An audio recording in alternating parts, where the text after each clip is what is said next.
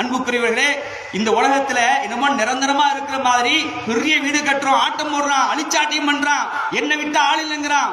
ஒரே ஒரு நரம்பை பிடிச்சி இழுத்தான்னு முடிஞ்சு போச்சு, அவ்வளவுதான். நீங்க பாக்குறோமா இல்லையா? நைட்டு சட்டையை ஹேங்கர்ல கொழுவிட்டு படுக்கிறோம், மறுநாள் காலையில் அந்த சட்டையை போடுவோமா இல்ல கஃன் துணியை போடுமா நமக்கு தெரியாது, யாருக்கு தெரியாது. இதான் இந்த உலகத்துடைய வாழ்க்கை. கண்மணி நாயகம் ஸல்லல்லாஹு அலைஹி வஸல்லம் அவர்கள் கேட்டார்களா இல்லையா?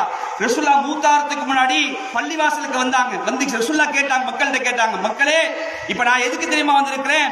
உங்களோடு நான் வாழக்கூடிய காலகட்டத்தில் உங்களுடைய யாருடைய முடிக்காவது, யாருடைய உடைமைக்காவது, யாருடைய மான மரியாதையாவது நான் விளையாடி இருந்தால் இதோ இந்த முகமது இங்க நிற்கிறேன், நீங்கள் பழி தீர்த்துக் கொள்ளுங்க என்று சொன்னார்கள். தன்னுடைய இறப்புக்கு முன்னால் தோழர்கள்ட்ட வந்து கேட்ட சஹாபாக்கள் அழுதார்கள். யார் சொல்ல, நீங்களா, நீங்க வாழும்போது எங்களுக்கு என்ன பண்ணீங்க கேட்டாங்க. இல்ல, நாளை மறுமையில வந்து நின்று விடாதீர்கள், இங்கேயே நீங்கள் பைசல் பண்ணி சொன்னார்களே, இது நமக்கு படிப்படியாக இருக்கவில்லையா?